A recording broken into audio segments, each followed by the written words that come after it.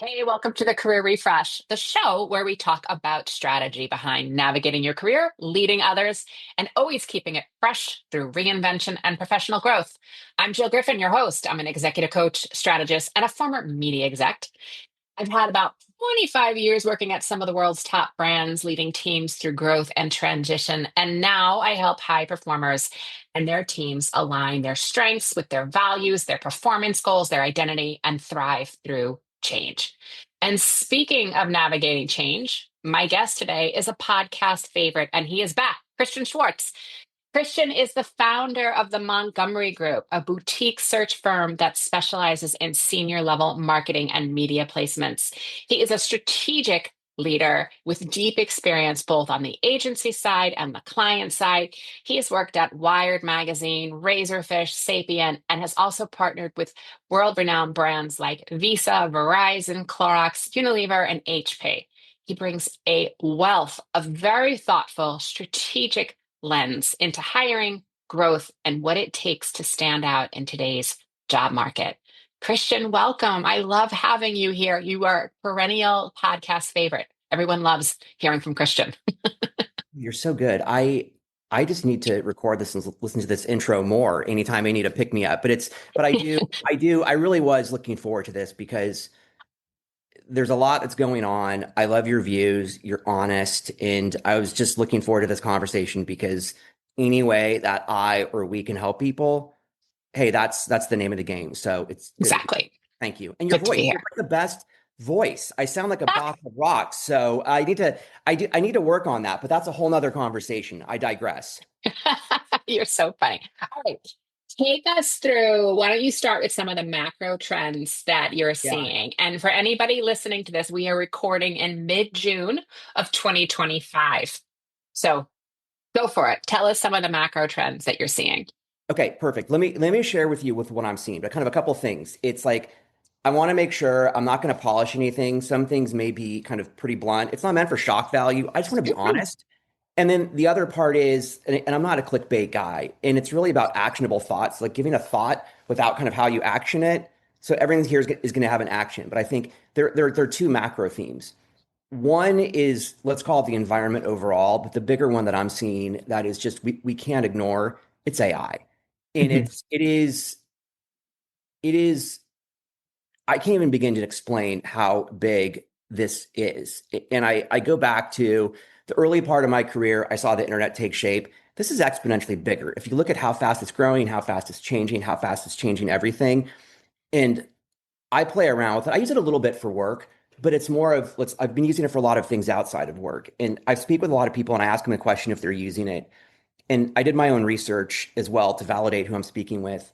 Maybe a third of people that I speak with are using it for basic prompts at best. Mm. One third of those people, so 10%, have done anything beyond a basic prompt. And that is woefully low. It's like AI is the price of entry and it needs to be absolute mastery. Are you going to be the person using it? Maybe not. But do you need to know it to know how that tool in your toolbox can be applied? Yes. And I think that's the biggest thing for people is just learn it, own it, and make it core to what you do and how you think. It's a force multiplier. It's not going to Mhm. replace you, but it's a Right. force multiplier. And that's Right. that's that's number one. Um, but what I'm seeing is it's everything, right? I listen to CNBC every morning. Unemployment is actually trending down. Unemployment is looking better, right? There's the tariffs, that's impacting a little bit. Payroll ads appear to be up. Job openings are kind of holding flat. And it's this weird state of, if we look around in our world, Jill, you would say, wait, those numbers are wrong, right? At the same point, you see, and like you look at the stock market and it's up. Everything is pointing a different direction. And So bizarre. It's so bizarre. Yeah. look, every single day I'm looking for more directional pointers and they continue to point in different directions. I was hoping for a rate cut yesterday. The Fed did not cut. They signaled, but did not officially announce that there'll be two rate cuts this year. And I think it's a matter of it comes down to tariffs, it comes down to rate cuts. But I do feel, and from speaking with people, there appears to be a coiled up need because even coming off COVID, things were leaner. Yep. Companies became even more lean with let's call it the thinnification, and that's going to leave holes, and those holes need to be filled, and those holes need to be rounded out. And there's some hesitation on making those hires because what is the economy going to do? What is the need? What are the impacts of Well, tariffs? and if I need to borrow the money at a higher interest rate to pay for those employees, I don't There want we go. to, right? And I just did an episode for the podcast around how that entry level career ladder is broken, but I also think it's a false flag in many ways. I'm not saying that recent college grads haven't had a problem, they absolutely have, but the idea that AI is going to take every single position entry level right now, it's just Yes. not simply true. There are careers, absolutely, in which we can eliminate that entry level position right now. But that doesn't mean that small business and companies have implemented that technology. So there are opportunities still Yeah. for that junior level. See, and that's where I'm an optimist. Like maybe after spending all that time in consulting, you become an optimist where it's not a challenge, it's an opportunity. And if I go back to my very first job, I learned PowerPoint my senior year of college. Look, I'm old. It was a long time ago. I remember sitting in a classroom thinking, like, when am I ever going to use this? Right. And So I then am, you went into advertising. but Jill, no one knew PowerPoint in 1995. And the C-level executives are like, wait, this intern knows it. I was sitting in there with the C-level people. It became this elevator for my career. And when I look at AI, it's the exact same thing where there's the job, but then there's the job plus one. And I think Mhm. that's where if people think that way, there's that opportunity. I'm just very kind of, I'm positive too. I will yeah, say I am a little nervous. What I'm reading over the last week or so is that Trump's current budget bill would ban states from regulating AI for 10 years. And that means, like, without any legislative oversight at the state level, the public is going to be contending with how AI is shaping their future, whether they like it or not. You know, Silicon Valley is a powerful lobbying powerhouse. So I think we need to be also thinking about that. And if we like it, do nothing. If we don't like it, we also need to be calling our representatives and letting them know that yeah. we can't have another Section 230 on our hands where there is no accountability or legislation that protects our people. So I think that also is something for people to be thinking about too, if they haven't seen that. Yeah, and it's almost like, look, history has a tendency to repeat itself, and I think it's a good time to read 1994 just to refresh ourselves. 84, It's 1984, did I say? Oh wow, I'm dating myself. Yeah, it's 94. Yeah. embarrassing. You can edit that one out. I'm kidding. Leave it. No, No, it's believe good. it. It's fun. Um, I will say though, if I look at the major trends that I'm seeing, it's roles are getting approved, and it's about growth. At the end of the day, it's Mhm. about growth. If a role is going to drive growth, it will get approved. Fact. And at the same point, it's going to drive growth, but it's the profile of that person that is needed. And let's call it the corner office, ivory tower, shiny object person, gone. That Mhm. that profile will not see the light of day. And it is a leader, but that person is a builder. And Mhm. they see the big picture. They also understand the pipes and the plumbing and how to direct the team to make things work. And they can come in and they can make an impact practically day one. It's not saying they're swinging a hammer, but they understand how to apply the tradecraft. And I also think there's a curious focus and a human centric profile that wins the day. And I'm trying to understand how to turn this into research. I could speak with 100 people for a search. When I speak with someone, and I always ask the same questions, which is, tell me what you've been working on most recently and what do you want to do? I want to hear Mhm. just elevator level description. It's amazing how some people, what do I want to do? They want to solve this incredibly complex problem. They are curious. They will be open. These are my strengths and these are my weaknesses. It's all out on the table. They are there with absolute pure intent. When that happens, it's like the C parts. That's the person. Mhm. And I worked on a search recently with a private equity firm. It was an absolute masterclass in how it came together. And what I really loved about this, my client said this, I can't take credit, but often with a candidate, you get 2/3 of what you're looking for, and the remaining 1/3 is a gap. Mhm. Gap can be seen as a negative or a fact or just whatever it is. But her response to that was, where does this person need support? What is that 1/3 support area?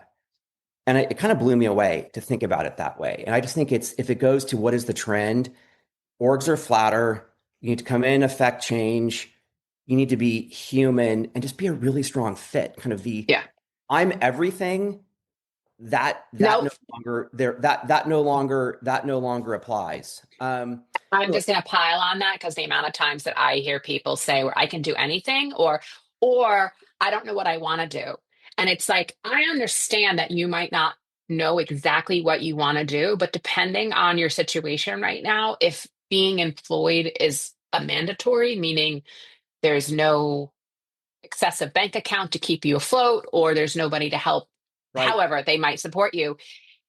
I'm not telling you to do anything that's not aligned with your values and ethics. I'm just saying, like right now, look at your resume and find a way to be able to answer the questions. You said, what do I do? I would go it a step further and have people be thinking about who did I interact with on a regular basis? I want to hear clients. I want to hear titles. I want to know, oh, you're able to talk to the board regularly. You're not having a challenge if you have to talk to the board or the C-suite executives, or you're not having a challenge talking to the interns and scaring the crap out of them, right? What did you do? Who do you talk to and who did you interact with? And then lastly, what value did you create? You need to be able to tell really simply the value you created. And if you're saying to me, you want a job and you want to be reemployed, and then you're saying, I don't know what I want to do, I would look at your past experience and see if there's something that you can lean into because it's not a general market. It's we're hiring for impact and we're hiring for specificity. That's what I'm seeing. Yes. Now, I will sometimes speak with people and they'll say, you know what, I'm opportunistic. It depends upon the situation. Fair. Yeah, fair. I'm okay with that. Some recruiters don't like that. I'm okay with it because it I'm can okay with that too. a little bit. But you know what you said, and I think this is where you do such a good job is what is your story? And the resume where 4 bullet points, new job, 4 bullet points, new job, 4 bullet points, new job, and the last 3 jobs haven't changed. You haven't adjusted your bullet points or your story in, I don't know, 5, 6, 7, 8 years. You need to rerun your story, in my opinion, through that filter of the modern world. What is your story? And it goes, and this is where I'm skipping forward a little bit, but if I'm going to hire you as a marketer and you can't tell your own story, how are you going to tell the story for your brand? And you're telling me you're an amazing storyteller for your brand, but then your story's falling flat. And Right. it's so many people, it's like, wait, you're a CV on my desk, you know, well, I'm looking around. I have stacks of those, right? Where is the person that has differentiated him or herself through a thank you note, through sending me an article that may be of interest to me, fill in the blank, right? Like something around your brand. And that is just, I think, one thing that is missing. Sorry, I feel like we went off track. No, But I know, but I want to pile on that too, and then we'll come back to macro trends. yeah, I would even yeah. say if you did not get the job or you did not get the offer, but you like that company and you really enjoyed the people you met along the way, I would stay in touch with them through the Yes. article that you've seen and showing them how you're thinking, or you're saying, "I understand. Thanks so much for the experience. I'd like to stay in touch." Great. Now send them an article a week or two later that shows how something you talked about and what you're seeing and how it might apply, and just being useful to people and staying top of mind. I've seen quite a few times where somebody didn't get the job, but because they stayed in connection, a month or two later, they were brought back in for another opportunity that was adjacent and they were the candidate. I've seen that more than once. Look, time and time again, and there is the art and there is the science of hiring. And the science is kind of perfect fit. That doesn't happen very often, and it's the art. And I can't tell you how many times I'm speaking with a client and or anyone for that matter, and they may mention a pain point. And it's like, okay, stop. Let's just dig into that. Let's talk about that pain point. And it's like, would you like to speak with someone that I know that has solved that exact problem? I'm just making an introduction just because it's quite honestly, it's the right thing to do. You'd be amazed how many of those have turned into hires, right? Mhm. Because the need isn't always diagnosed, but if you're the real solve for the problem and it's finding the right problem at the right time. And now it's hard. It's really hard, but at the same point, well, it's just life is hard, right? And it's increasing that frequency. So Jill, yes. That's all I can say. Yes. Yes. Okay, coming Yeah. back, you started to talk about AI and how people need to be not just like surface area, but actually using it. I have a client right now who has asked AI to create a training program for her on AI. So it has given her a week by week training program Yeah. of what she should know and what she needs to do based on what she works within the technology space, what she needs to be doing. So really, really brilliant. Okay, what else are you seeing as some of the macro trends? Yeah, I would say, look, there's the strategic hiring, which I hit on. Look, another thing is return to office. Fact, people are going back. It's going back 3 to 4 days a week. There's the outlier of a company that is pure remote, and at the end of the day, if you choose to not lean in, you will be opted out. And that's I don't make the rules. Yep. My opinion aside, I think that's just a fact. Yep. So, It's also and an easy way to reduce workforce by just saying yeah, come back to work and then they don't have to worry about you opted out. I don't owe you unemployment now. yes. Now, I do think my personal opinion is that I think 5 days a week is onerous. I would say if it is return, it's 3 to 4 days a week. But again, my recommendation, you go. Um, Hmm. Organizations are getting flatter, but in some ways, I think that's good because people look, bureaucratic organizations have a tendency to move slow. So I think it's good, but I think things can become too flat. And that's where I really wonder about coaching and how people are set up for success versus spread thin. Um, this is also interesting too, is that I took a look at my own LinkedIn network over the course. We set this meeting up, a month ago. And in each week I looked at LinkedIn to see who in my network was looking. And it's about Hmm. 40% of people in my network are looking. I ran some separate research, and that showed also, it's interesting how things line up. 40% of people are looking. And I think just some of the macro trends are there's this massive logjam right now. And it's really about kind of intentionality and focus and precision, what we spoke to earlier, just because with everything being so backed up, unless you're really focused and precise and just authentic, it's not going to fit. And I think then you're just taking an opportunity from somebody else. It's Hmm. almost looking at it through the karmic lens. Hmm. Okay. Um, you know, Let's talk about summer. I have yeah, lots of thoughts here, but let's talk about summer. yeah, it's funny you read that was my next thought. Okay, look, here's what I see is there's seasonality to this. There's seasonality even down to the weeks. And what I Sure. tell people that are looking is you may have a busy week, you may have a slow week. And there can be a lag effect, for example, let's say after Easter, people were traveling. If a few people are out, that could slow a brief down from finding its way to me, and that's real. So I think don't look at it day by day, look at it kind of bigger picture. I Right. think summer is going to be slow. And summer is slow because people go on vacation, people are out, people's heads are elsewhere. Even if there's an active search, and I'm dealing with this right now, it's very tough to get meetings scheduled because people are on You're vacation. on vacation. Yeah. But There's you a can panic. network. You can network. There we go. And it's, you know what? And that's exactly it. It's an opportunity to network. It's an opportunity to retrench. It's an opportunity to go back to what we were saying earlier, to define your story, to look at your LinkedIn. It's an opportunity to learn AI. It's an opportunity. And at the end of the day, it's like, what is your strategy? And how do you use moments when it's busy to use that for outreach? Because you don't want to do outreach on, let's say, Tuesday after, a 3 day weekend, right? It's slow. Hold your powder until the next week. People are busy that week. And it's kind of when and where to pull versus Mhm. being in reactionary mode. Because I think it's Right. it's easy to panic. Don't panic, but rather think long game and think strategically. So Yeah. that's Where what I would I add to that, Christian, is we're talking US centric. So everybody look at the calendar in your own market and your own region. yes. So if we're getting really clear, what I have seen over the last 10 years of doing this, July 4th week, it hits on a Friday this year. The week up to it, it's going to be really slow. So save your energy that Yeah. week. Maybe that's the week that you also take a pause if you're looking, right? We find that a lot of parents are dropping kids off at college mid-August. Guess what? August 15th to 20th or so, it's probably going to be really slow. It doesn't mean it is. It's just saying based on past trends. And then same thing. Guess what? Last week into summer, into Labor Day, also a time that's going to be slow. This does not, why I'm telling you this is I want you to work on your mindset during those times. Don't freak out those weeks that no one's responded to you. You remember where you are in the calendar.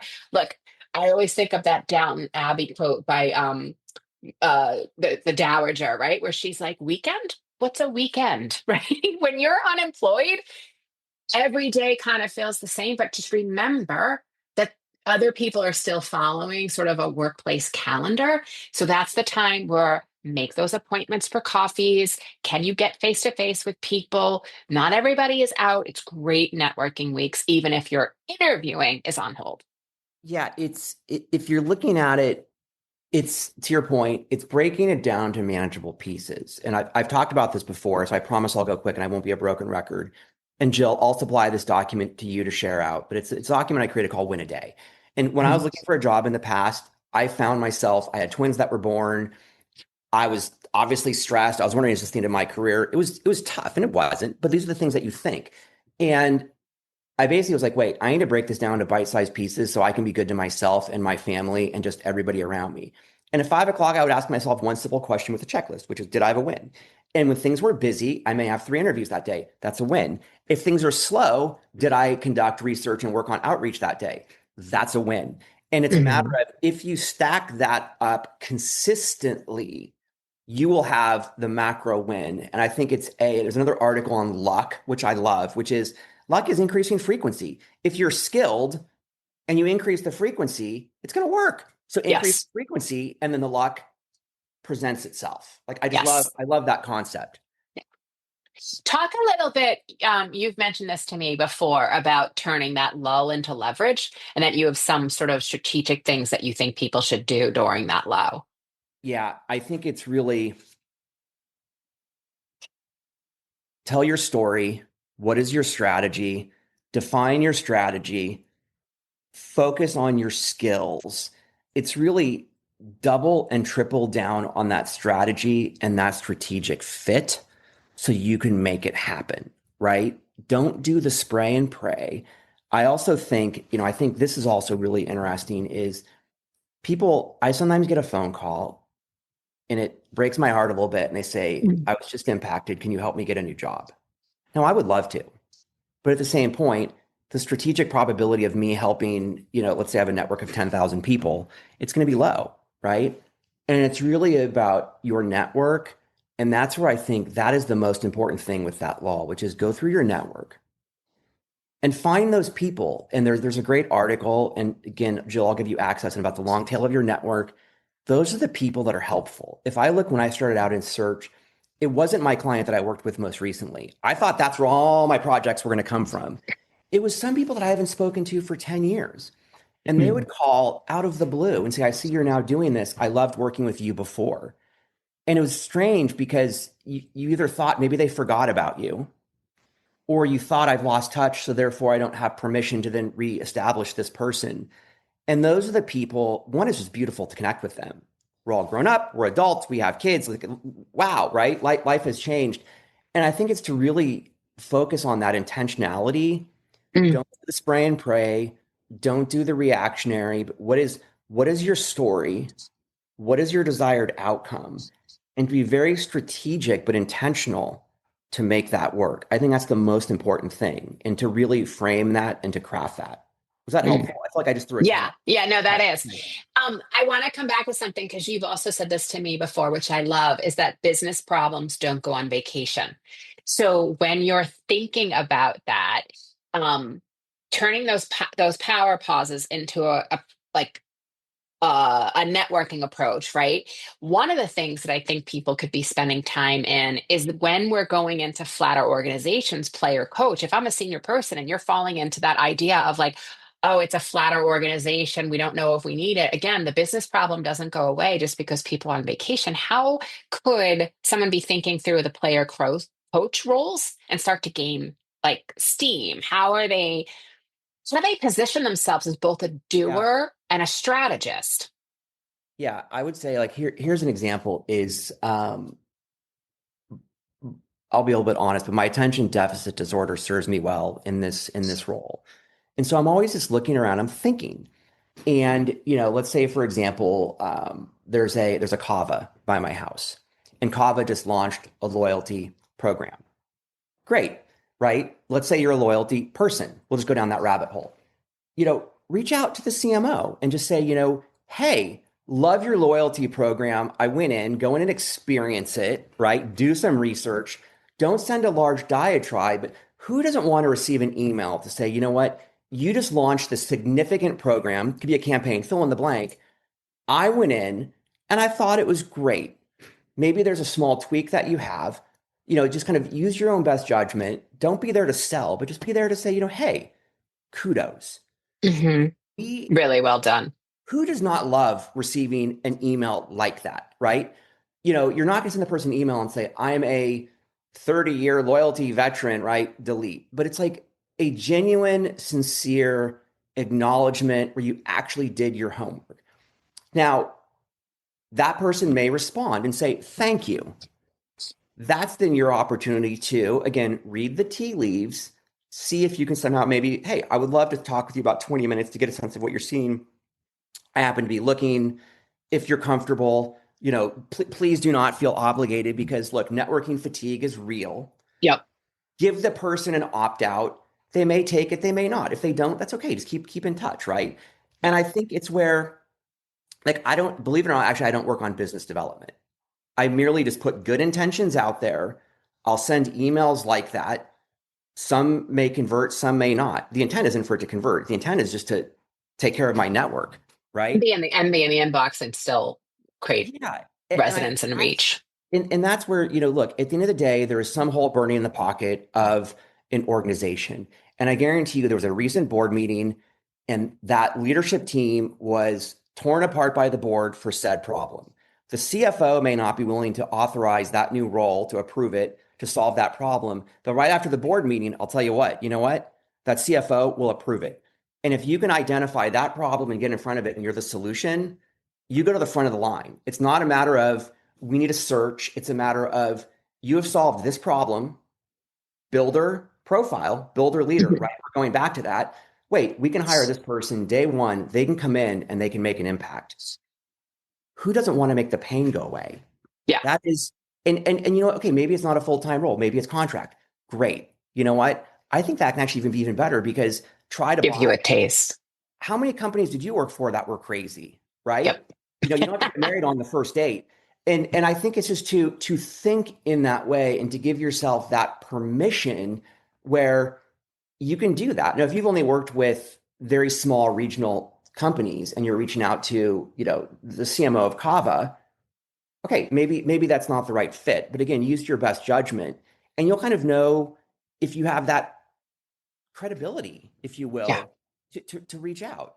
Or somebody could get And I would say that this would be a good opportunity for you to open Chatty G, as I like to call it, or Claude, which I also like for writing, and put in your scenario. I recently was in a Kava and I want to reach out to the CMO and provide a couple of tips based on these three things I found, right? So and then go back through it and make sure it sounds human, not anodyne and not robotic, right? But you can use it and put your own personality and spin. We're not using AI to cut and paste. We're using it to prompt thought. And then I want you to put your own personality and spin on it. And if you're asking people if they could help you, I want you to be super clear. Can I have 10 minutes of your time? If it's open ended, it might be like, I don't have an hour to give this person this week because I'm so busy. Can I have 10 minutes of your time? And the last thing I'd say on that is that if you are looking, because you may not have the email address to the CMO, there's a great tool called rocketreach.com, and you can pull emails off of that. They'll help you understand the naming convention. You still got to get the person's first and last name right and put it in, but they will let you know what the naming convention is of the domain so that you can send an email. Yeah, and I would even go, Jill, I would love your take here, right? And look, I'm not young, I'm not old, right? I consider myself wise, right? But think of it this way. If I don't have the person's email, what if I sent that person a wonderful letter, right? Like, I'll be honest, I love getting things in the mail. And for me to hold a wonderful piece of paper that's well crafted with somebody's signature, that's you. I don't know. Yep. And I think some people may recognize it, some people may not. But again, you're not an email in an inbox because my inbox it's not a place of happy for anybody. But like a wonderful piece of mail, there's a clothing store that I go to. the person that I go to when I buy things there, he always sends me handwritten thank you notes. And whatever I buy, my most recent purchase, he'll send me like a little sketch of it. Hmm. I have a drawer full from baking. Mm, I And love it. and I can't get rid of them because they're just too precious. And I think if you can somehow put your brand in that respect, I don't know. I think there's something there. Hmm. I And love that. it has to be authentic. Yes, and that personal touch. Yes. Okay, so we have the summer lull, which we've talked about. We know that there'll be a surge that comes later August, September, depending again on your region and where you're at. So, what should people be doing? Like, if they're networking throughout the summer, putting outreaches out, again, I don't care if people are answering or not. You're building the muscle, you're making practice, you're finding some people to be meeting and connecting with. Okay, we're September.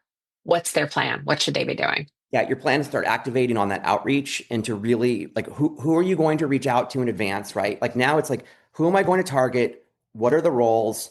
How am I going to make this happen?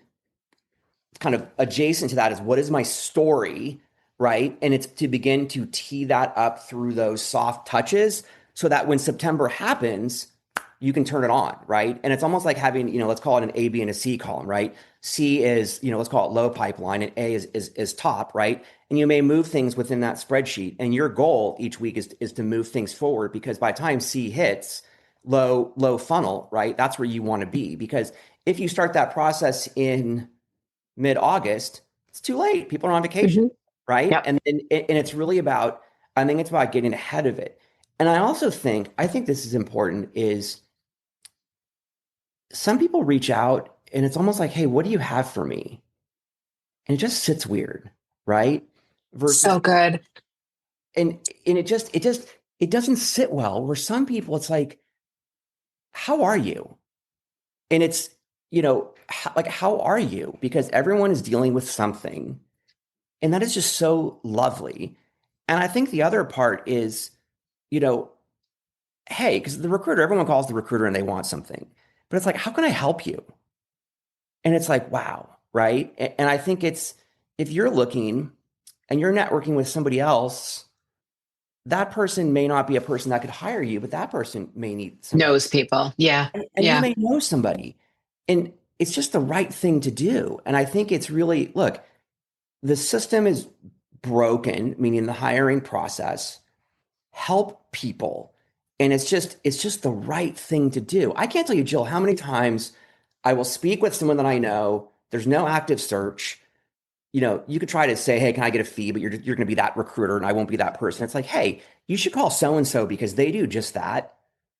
And it's like, again, file that under just the right thing to do, right? It's Right. not about leading with dollar signs, it's intentionality and just look to help. And it's going to come back It's going versus, to come back. and I think that is so important. And it's just Yeah.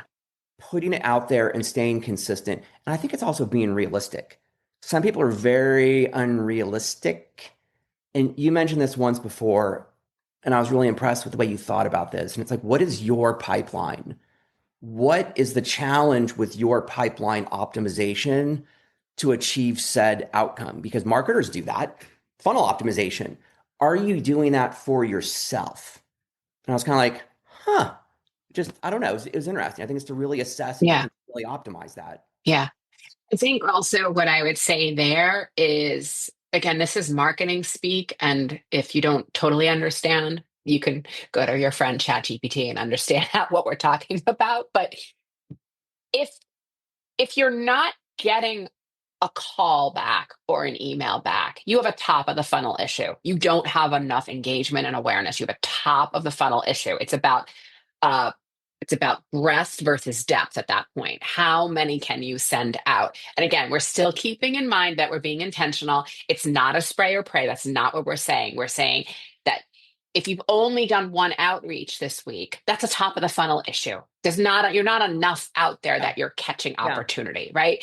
That I would say, what if you aimed for one a day and at least we're getting five, right? So that top of the funnel. And then if you're getting into the interview, but you're not getting a call back or you don't make it past the screener, That's a mid-funnel issue. You're not converting. That tells me that there's something about the story you're telling that's not fitting the job description. Not every job description is going to be right for you, but if you get somebody on the phone or you have a pre-screener and you find that you're not landing, then there's something you want to look at in your story. What do you see, Christian?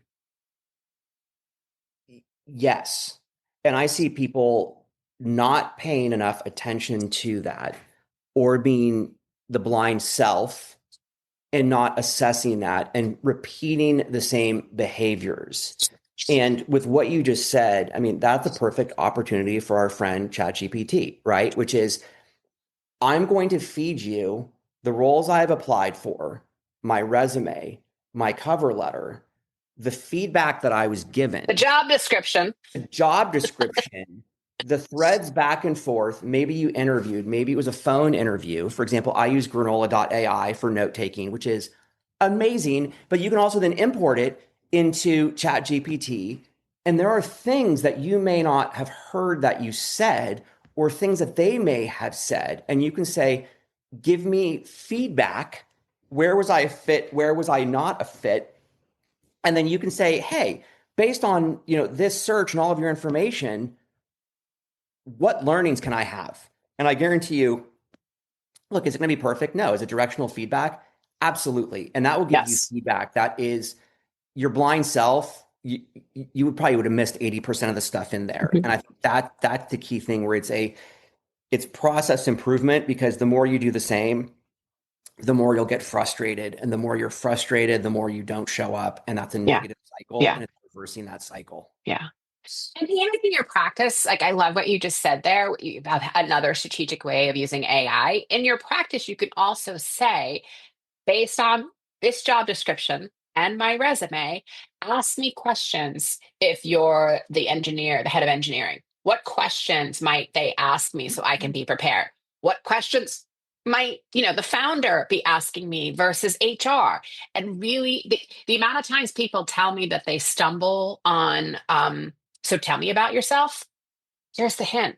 No one, it's not really about you, it's about them and their company. I'm not saying you can't say anything personal, like, oh, I just came back from a great vacation. Sure, whatever. But it's about aligning, when they say, tell me about yourself, aligning who you are and your career narrative to the job description and the company's mission. That's what they're asking for. Yeah, and go through and do all of your regular research. Always do your research. At the same point, this is a great example. There's someone I was speaking with last week, and he said he was about to have an interview with we'll just say Google. We'll change the company's name. And, it's like, oh, great company, very senior role, VP level role. They obviously have a very specific style of interviewing. Hey, are you going to use ChatGPT to practice your interview? And the response was no.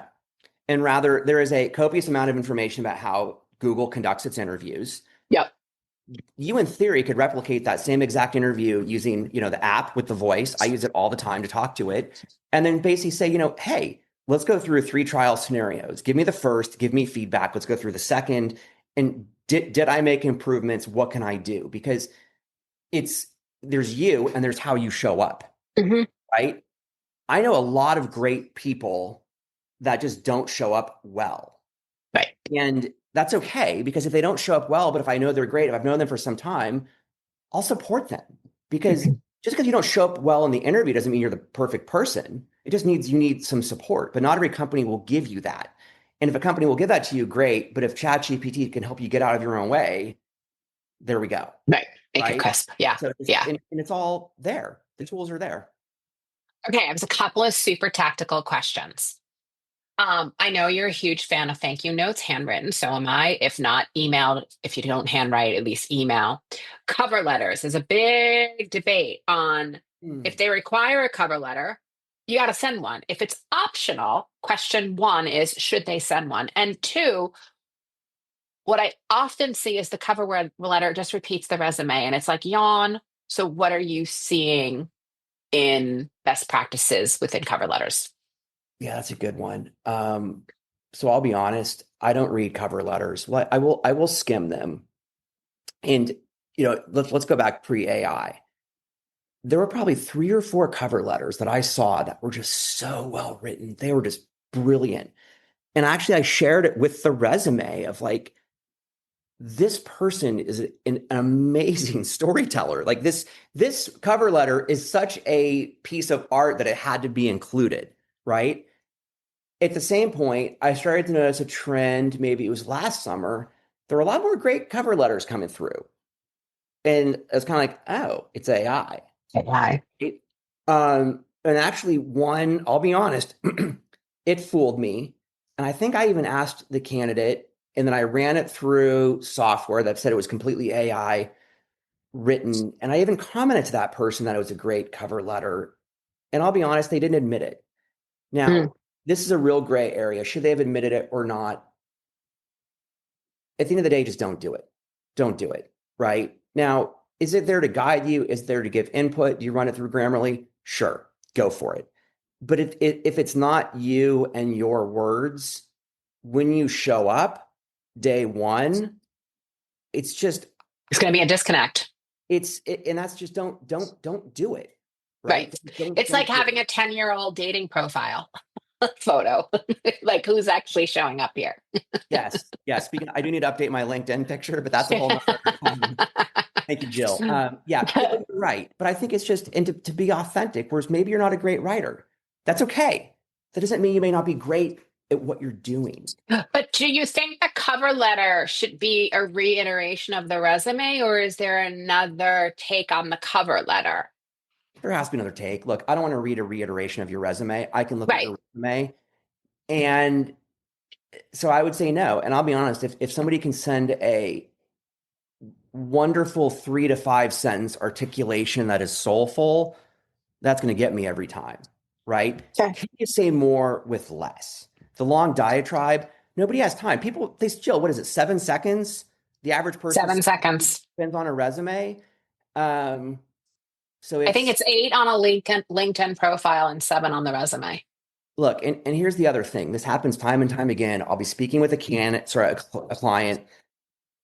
Maybe we're having a conversation and I, will say, hey, I just sent through a new profile. I'd love to get your feedback. You hear them clicking on the keyboard. They're not opening the resume, they're going to the LinkedIn profile. And, I have nothing to prove this, but you go to the LinkedIn profile, you skim it and you look at the picture. Human beings are visual. That's just a fact, right?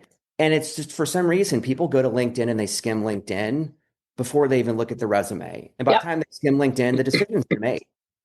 Mhm. Whether it's right or wrong, it's just kind of, how it works. Okay. Last question. This one I get asked a lot. How often should I be following up? Let me be clear. I went on the interview, I wrote my thank you notes to everyone. And whether it's the recruiter or even HR, depending on how the interview is set up, how often can I follow up? I interviewed last week and I haven't heard anything. Yeah, I hear that a lot. yeah. So there's a real problem with ghosting, and that's just unacceptable. And something that I strive for is that by the time I leave the office every Friday, all of my clients and every candidate will know where everything stands as they head into the weekend, right? That's just a And courtesy. even if you're saying, so even if it's like, hey, Jill, just want to let you know, I don't have any updates with, and yeah, have a great weekend. So even Absolutely. you'll send a proactive no news email. Absolutely. Jill, I know you interviewed on Tuesday, waiting for feedback. Some people were out of the office. They're working to gather feedback. I'm hoping to have it early next week. I will reach out as soon as I hear just those gentle touches because, look, it's emotional.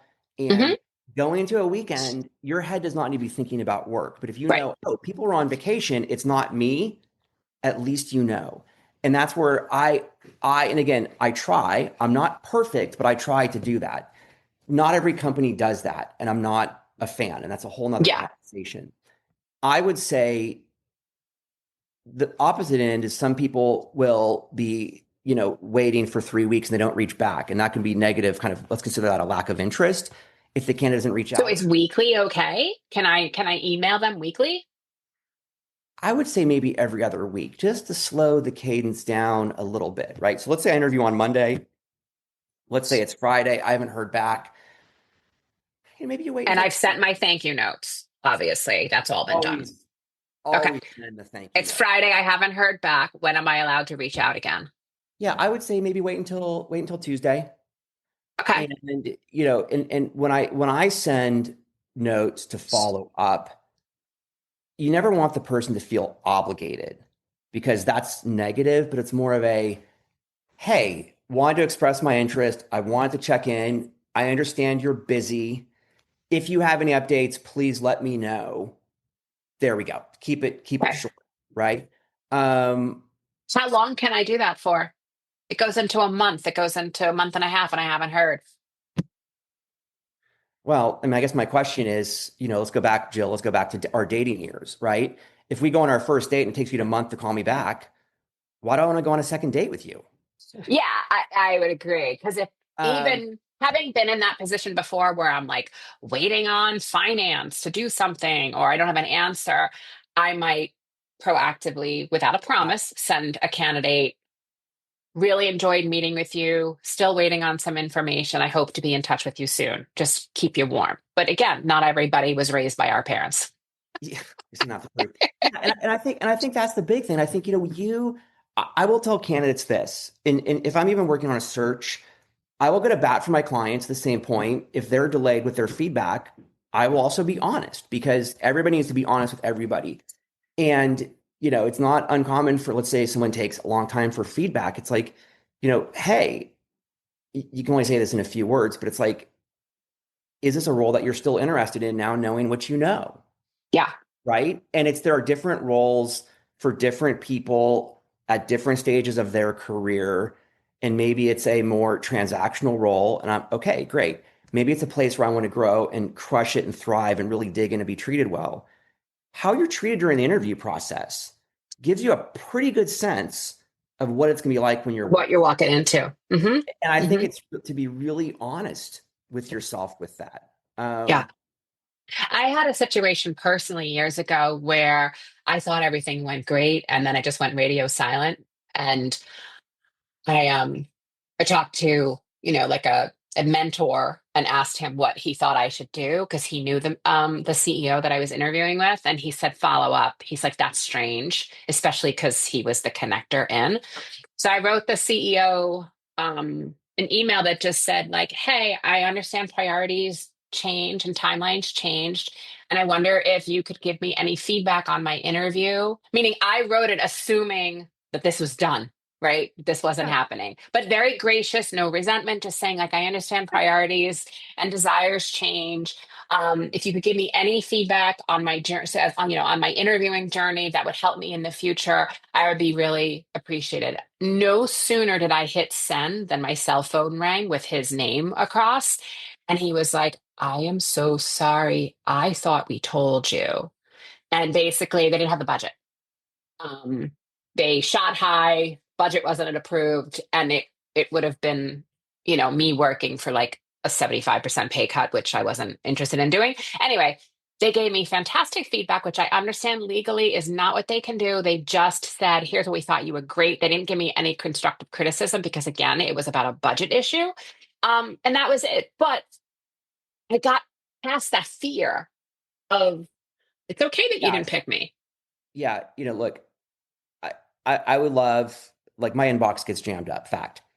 And the easiest way, if you send me an email, I don't know, maybe it's last week, right? If you send a follow up again, hey, kicking this to the top of your inbox, there's guilt that kicks in. Jill, I will respond to that immediately Right, and we will be speaking the next day. And that's okay. Now, if you do that and the person then doesn't respond, it's like, wait, is this a manager you'd want to work for? right. They're ignoring you. You did share one thing, and I strive to do this so much, which is feedback. And I think we all owe it to each other. And companies are just so afraid, to your point, with the legality with feedback. And it's okay because someone may be looking and maybe their profile was slightly off. Okay, maybe they need to know that. They're going to know it wasn't them. And it's like I think it's to give them that answer so when they walk away, they have the understanding of whether they could have done better. And sometimes it's not. It's just the reality of what your Yeah, profile is. yeah. and to share that feedback, or someone, maybe they did something that was uncharacteristically off. Share that. I just think Yeah. I'm really big on that. It's Yeah. more feedback. It's the only way we're What going to I would learn. say though to everybody listening, lower your expectations because the legal Oh, department and HR department is going to say you can't give feedback. What I would say, if anybody who's in the position of hiring, give the positive feedback then. If you yeah, can't give the yeah, reason why, you know what, you really weren't that strong in coding and that was obvious yeah. that you weren't able, like you Yes. can't say things like that. It's squishy, but then give feedback that's like, listen, you were an excellent presenter, you were a great storyteller, you were likable.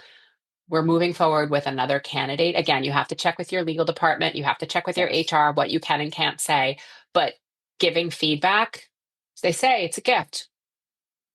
It it really is. And I They're think, not going to, you know, but you can ask for it. yeah, it's no, it's yeah. I will say though, I also think it's to have empathy for the internal recruiters, because they are really overworked and they are really taxed. And I Yeah. think it's to have empathy because their departments have often been cut to the bone. They are viewed as cost centers, not value adds to the organization, which is ironic because talent is the key fuel for any company. And there was a large company that I worked with, and my internal contact was the internal executive recruit consultant. Fantastic. And we were having a holiday lunch at the end of the year, and he told me how many searches he worked on. I think he filled 60 roles over the course of 1 year. Jill, Wow. I don't even know how he could keep that straight, right? That's And at the end of the insane. day, what is your KPI for your performance and what is your bonus based on? It's based upon how many people did we put in seats. Fact. And a lot of what I do is much more strategic, and there's that artisan aspect. In a role like that, that person is not being, those are not their KPIs, Yeah. right? And it's really to understand who the person is and what their goal is. And I say their motivation because they're doing what their remit is. And so I just think to keep that in mind is really important. Yeah. Christian, this has been so helpful. I love that you spend this time with me. I'm going to keep saying every 6 months that we have a touch base on what we're Yeah, seeing love out it. there. For our listeners, I will put Christian's information and the Montgomery Group in the show notes. Christian also said he was going to share a document for you, the way to think about your day. So I'll pop that in there too. Listen, who are you getting your support from? I would love to be your coach and help you through this process. So my information will be in the show notes. And until next time, I'm going to tell you to embrace the summer slowdown. It doesn't mean you're stopping, you're just using it differently to get ready for that September surge. Be intentional and always, always, always be kind. Thanks for listening, everybody. I'm Jill Griffin, your host of the Career Refresh podcast. My mission is to make workplaces more successful for everyone. So if you have ideas for topics or future guests, please email us at hello@jillgriffincoaching.com. Until next time, embrace possibility, be generous, intentional, and kind.